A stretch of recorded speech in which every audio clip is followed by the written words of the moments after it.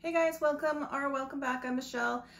Today I thought I got an Etsy order in for one of my artworks that I sell in my Etsy shop, and I thought it would be a fun opportunity to take you through the process of how I print, pack, and ship any orders that I get off of Etsy. So I'll take you through the whole process of how I print my stuff, what paper I use, my printer that I use, how I package up my product, like any of the things that I use to package it up, and then also how I ship it and all that stuff. So this is just my process. I know a lot of people could do it differently, but this is what works for me. And a lot of you have been asking about a lot of these things. So I thought let's do a whole video just dedicated to that process.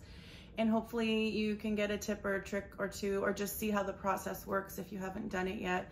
Whether you're selling on Etsy or whether you have your own website that you're selling from or that you want to, then this is just my process of how I do it. So I thought you might enjoy seeing that. So let's get started.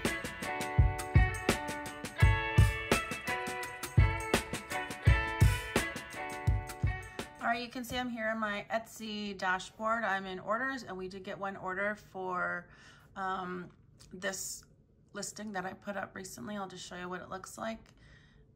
I love this picture. It's just one I made that was kind of inspirational to get people to realize that they have something to offer everybody in the world. So be the light you want to see in the world, people.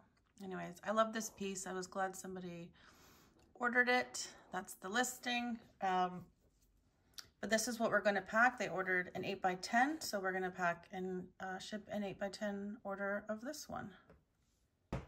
All right, so I don't have this one printed yet, so I'm gonna take over to my printer and show you the paper, and we'll go through the process of printing it out first. Okay, so this is the Epson ET-15000 that I use for my printer. The reason I chose this one is because it is a wide format, and I wanted to be able to print items bigger than 8x10. So this one you can print up to 13x19.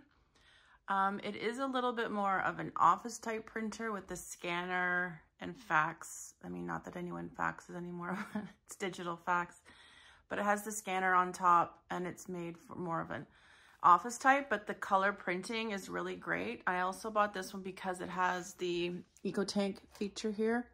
So you fill it up with the refillable inks, which I will show you. So the ink cartridges come like this. You basically just open this up and then you fill them in, and it's nice because you don't have to go through a whole bunch of ink cartridges all the time and keep throwing them in the garbage. So I wanted Eco tank and I wanted large format, and this was pretty much the only one that fit the bill for me. There is a nicer one that doesn't have the scanner on top. I can't remember the number of it right now. I can pop that in the video. It is a lot more expensive, and I was still on a budget, even though this one is expensive. Here in Canada, it can, I don't know, range anywhere from $650 to $950, $100, which is a lot. It was a big investment for me, but I wanted to do it right. I didn't want to spend money on a cheaper one and then have to upgrade again to a bigger one. So I just went all out, and I figured worst case scenario, I can always sell it down the road if it doesn't work out for me. So this is the printer I went with. Again, I'll show you, get that out of the way. So you can feed through from the top. There's the scanning bed, which I have used to scan my artwork in, and I'm still trying to figure out things that way. Any of the printer paper I use, you do have to load from the back, which sometimes I like and sometimes I don't, because you can only thing with this one is you can only feed one piece of fine art paper at a time. So you can't just put a bunch of paper in and walk away. You have to feed it one at a time. But I do use really thick fine art paper, so that makes sense, and it's fine because it's a slow print anyway, so you can do other things while it's printing. But anyways, this is my printer. I'm gonna show you the paper that I'm using right now. Okay, I wanted to go through all the paper that I've been using and that I'm currently using, just so you can get an idea of what's available and how things look. So I did start off using these papers here. This is what I'm currently using, and I'll get to that in a second. The first papers that I actually started off with are two different matte presentation papers. So they're matte because a lot of the times with the fine art prints or any kind of art prints, you don't want them to be glossy. Maybe you want them to be glossy, and that's fine. Then go ahead and buy a glossy paper. But if you're just starting off, these are ones I just started off to begin with because they're a lot more inexpensive. And I will list everything in the description that I'm using, just if you want to check it out. I think they're all Amazon links, so you don't have to buy it. If you want to see exactly what it is, and then you can go find it yourself wherever it's close for you. But anyway, I did start off using these. This is the paper that I was actually using to do all of my samples with, just to see if I was getting it right when I was trying to figure out how to scan artwork and then print it out. I would use this one because it was the cheapest. I think it was about 20 bucks maybe at Staples. I actually purchased it from Staples here in Canada. I don't even know if it's available online or still in stores for that matter, but this is something comparable that you could get, because it was 50 sheets for like 20 bucks. So it was pretty inexpensive. The other one I bought was this one. This one was a little bit more. So I used up this one first, and now I'm using this one because I'm totally out of this one. Empty, but I need to get more. But this one I'm using for now because try not to spend more money. So I'm used to using what I have. So I did start off with these just as a basic paper, so I could figure out my whole printing system without wasting like really nice paper. So I started off with these, which are the 8.5 by 11 size. Actually, I can show you the quality of it. Let me go grab some of my things I printed. Okay, so I just wanted to give you an idea of how the quality turned out of these. So I think you can see it, but it's really good on getting the details. This is the matte presentation. This is actually the Staples paper. So you can see it does a nice job of the details. I'll just show you a couple so you can see kind of what it looks like. The nice details. It's very crisp. So these ones are printed from like my digital files that I did on Procreate. The colors look really nice. And then these are ones that I scanned, and I was fooling around with trying to figure out how they looked good. Like I scanned them in and seeing what the quality looked like, saving them in different ways, using different apps. So they're not great, but this was practice. But this was a watercolor that I did and that I printed. I wasn't as happy with that, but I mean, the colors are beautiful. The details are beautiful. This was more about how I saved it in the app, the Photoshop app I was using. It wasn't Photoshop, but this was a watercolor I did. But you can see, like, you can get some really nice details from it. The blacks are nice and black. Again, this was gouache painting that I had done and scanned in. So you can see, you can even see the textures and everything that I kept from the scan. This one was done from an artboard, so you can actually even see like the lines from the canvas. I don't know if it shows up, but, and then there's this one. And for this one, I can show you a difference of, I printed it on some fancier paper as well. So I'll show you the difference of that. This was also done on an artboard and scanned in, but you can see like the colors look really pretty. So that's what it looks like just on cheap paper. Not cheap, like it's inexpensive. It's still good quality. I mean, I tried to get, it's not as thick as you might like if you're selling like nice fine art prints, but it was good for like lower priced art prints and also just for practice, so I wasn't wasting a lot.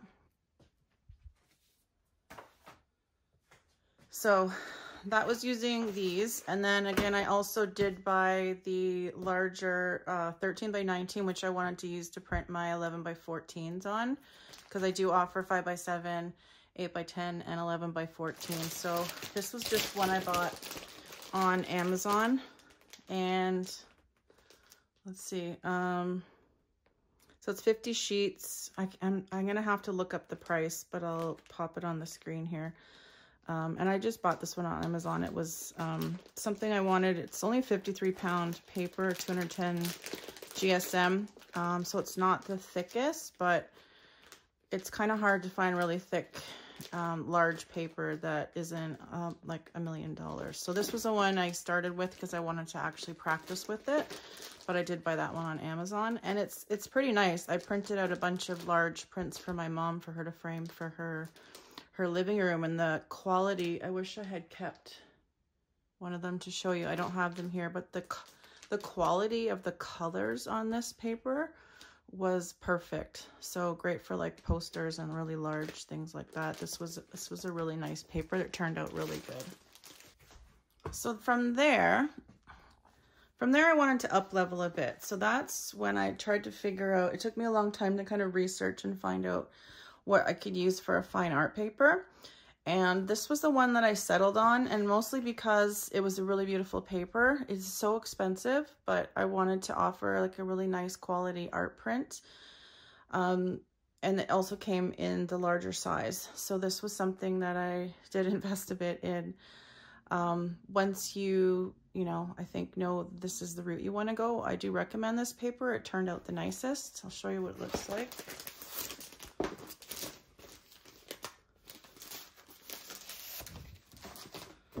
So I don't know if it will show, but it does have a really nice tooth to it. It's a little more textured. I don't know if you can see it. I can show you compared to, here's the back of just the Staples paper. You can see this is a little creamier, and it has a texture to it where this is smooth. You can hear it.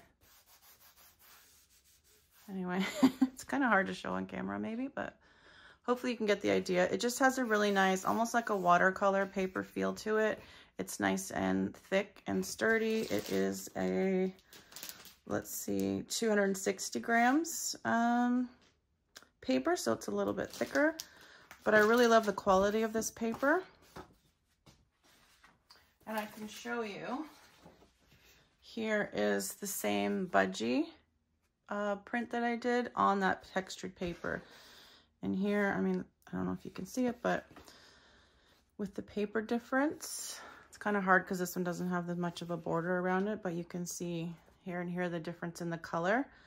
The color's not as vibrant in this one. I think that was more to do with the way I had edited this file, because I don't think it was printed from the same file. But it does turn out really beautiful. I have this one too that I did on the same paper. But this actually makes it look almost like an original watercolor, which I thought was really beautiful. So this is a really nice, high quality fine art paper. I did watch a lot of videos to see what people were using and what was turning out. And then these are the ones that I went for and then tried out. And I really do love this paper, but it's very expensive. Like for the small size, I believe it works out to like maybe $3 a sheet. And the very large size is about $5 or $6 a sheet. And I think I even bought it on sale. So it is a little pricey, but I think it's worth it if that's what you want to, if you want to supply your customer with a really high-end look in the finished product, then that's something good. Again, I will link all these. Then I want to show you what I've actually come to using, because I wanted to find something that wasn't too expensive, but that was good quality, and that I could get in the sizes that I want. So let me just move these. Okay, so this is what I ended up going with. This is Red River Paper Company, and they are based in the United States, I believe, possibly Texas, somewhere down more the southern states, maybe one of the surrounding states, but from the south somewhere, probably possibly Texas. But really great paper manufacturer in the US. Of course, it's a little more expensive for us in Canada to have it shipped up, and think in the States it's going to be a little more affordable for you.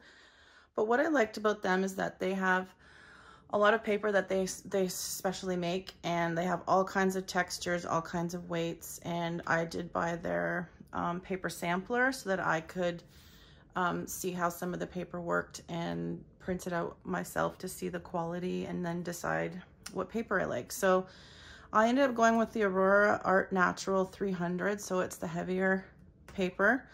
Now I will caution you, if you are using it with the same printer that I have or any of the other printers, you might have a hard time printing with this. It might be a little like just on the border of the too thick to be going through.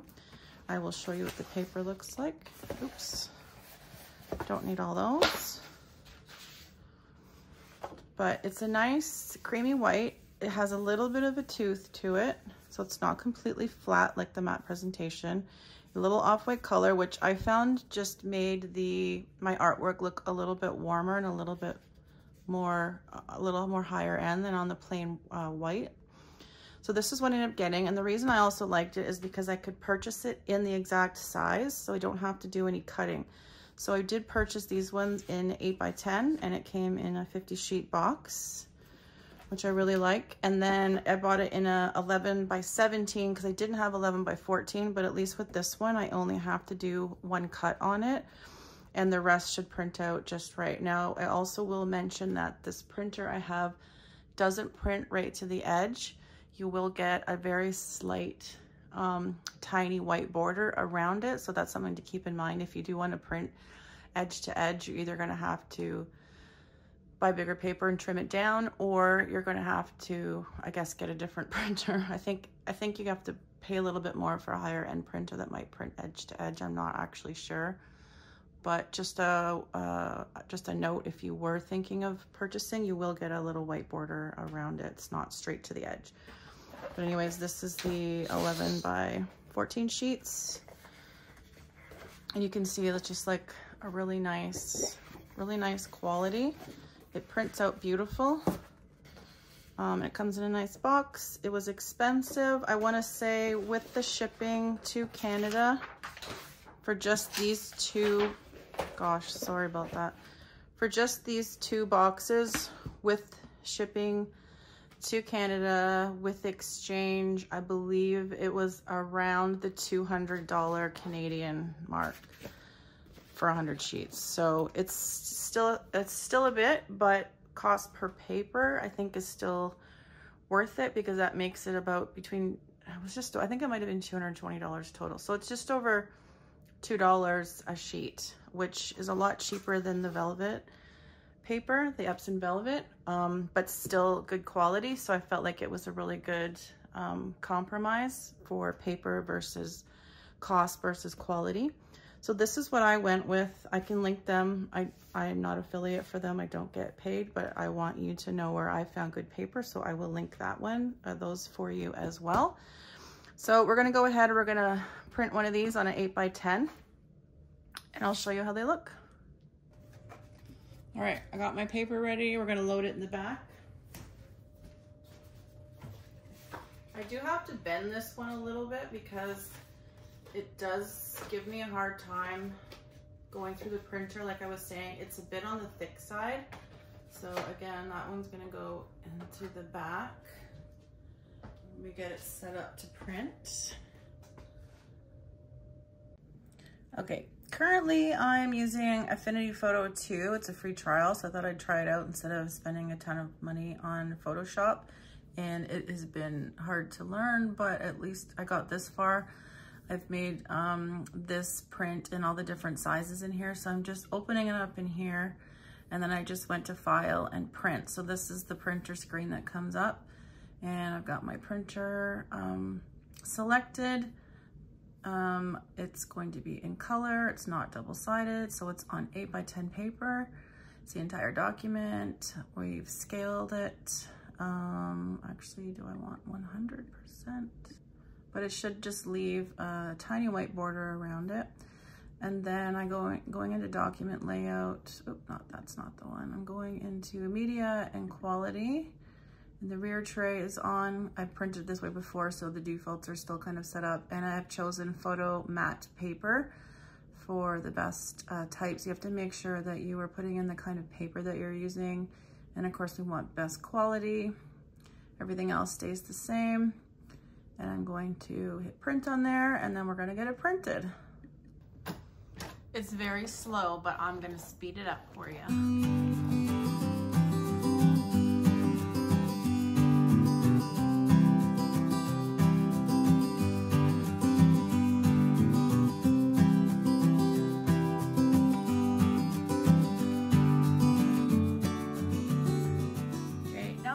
printed, we're gonna do the packaging. And embarrassing to say, but this this is currently the box that holds all of my packaging because I have nowhere to put it and organize it. But I do have, like, on my backing boards, I have, oh my gosh, that's loud. I have the clear cello bags. I have the shipping envelopes. And as you can see, I have it for 11 by 14, 8 by 10, as well as 5 by 7s. So there's a lot of stuff in here. So I'm gonna pull out what I need, and then I'm gonna show you how we're gonna pack our pretty little print. Okay, so now we're gonna get ready to package it up. So I'll just show you the stuff I'm using, and then I maybe just will do a little time lapse with music of me doing the actual stuff, because that's maybe more interesting. So here's a print. It turned out really pretty. I love it. So you can see it has a little white border around it. That's just how the printer prints it. And then I also have, I bought these 8 by 10 backing boards. They're just black on both sides, nice and solid to help it not bend during shipping. And then I have these clear cello sleeves to keep it protected while shipping. And then I bought these rigid mailers as well. So with all of that, should keep it nice and steady while we're shipping it. I do like to package them nicely, so I have this really pretty tissue paper that I'm going to wrap it in with some nice washi tape that I have. This little flowers that kind of goes with it. Now this is just paper I had on hand and I wanted to use up, so I am using it to package, but I just think it's really pretty and a nice little touch instead of just like a plain white paper or something. We do have stickers for Do Not Bend, and then these ones I printed off. I made myself just in Canva, and I printed them off on these labels from Avery labels. This one here is one, it's kind of upside down on top because what I do is I bend it over. Once I put the picture in the backing board in the cello sleeve, I fold it over to keep it from falling out. I just thought it was easier to do stickers over an open end rather than ones where you have to peel off the sticky and then fold it over. This was the way that I wanted to do it, so I'll show you how that looks. And then I made small labels, and then I made also large labels, and I put one of these on the outside of my envelope when it's ready to ship. So I'm gonna go ahead and pack all these, and you can kind of see how that looks.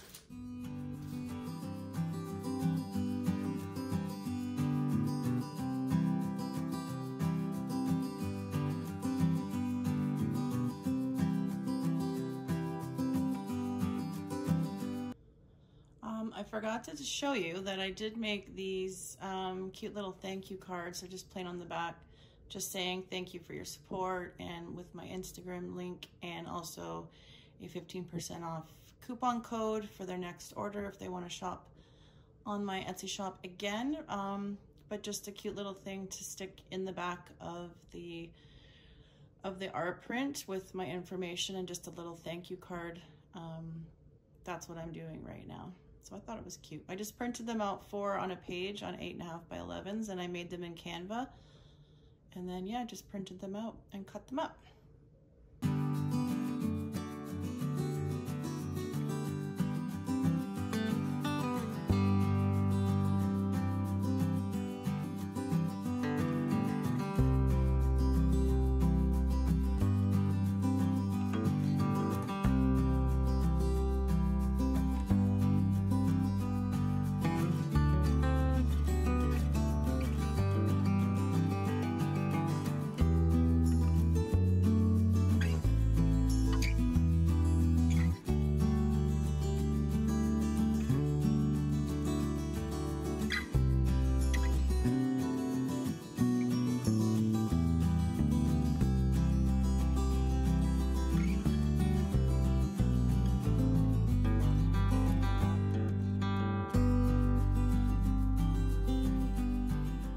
So if you're shipping with Etsy, first of all, I do use these, it's hard to see this close up, but these 2 labels on a sheet, just the sticky ones. So we're going to print with that.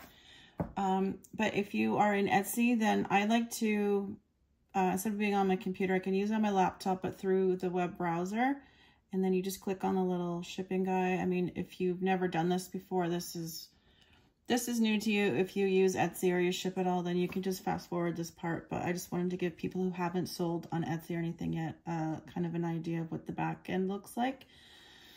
So basically you're choosing your package type. It's going to all default to whatever the customer chose, but you can change things if you need to adjust the package weight or the size. This is fine because this is based on previous packages that I've sent. So I know that that works out, and that's just the cost of it because everything's expensive in Canada. Don't forget this is in Canadian prices. But once you know that everything is correct, if it was going to the States, then I would have a customs section at the bottom that I would have to fill out, but I don't because this is going to Canada, which is nice. Fellow Canadian has purchased. But from here, once you're happy with how everything looks, then you can review it. I think everything's fine. All my measurements and weights are good. I might just give it a second weigh just in case, but I think we're good. But we're going to review it. And then when you're ready to purchase, oh, so there it's $7.73 US. So like I said, shipping is very expensive up here. But once you're ready, then you would just hit purchase.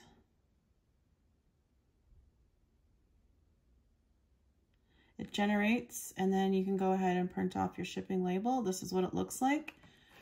And again, I'm printing it onto these sticky label sheets. There's 2 on a sheet, so this is the best way I find to get your labels out there. I think most people do that. And you can have those little heat printers as well, but if you ship a lot, but I like using these just in my regular printer to print them, so let's go print it. So I just wanted to include the Etsy packing sheet that you can print out to put in the package. So before I seal it up, I'm going to add that, and then I'm going to put on the label, and it's ready to go.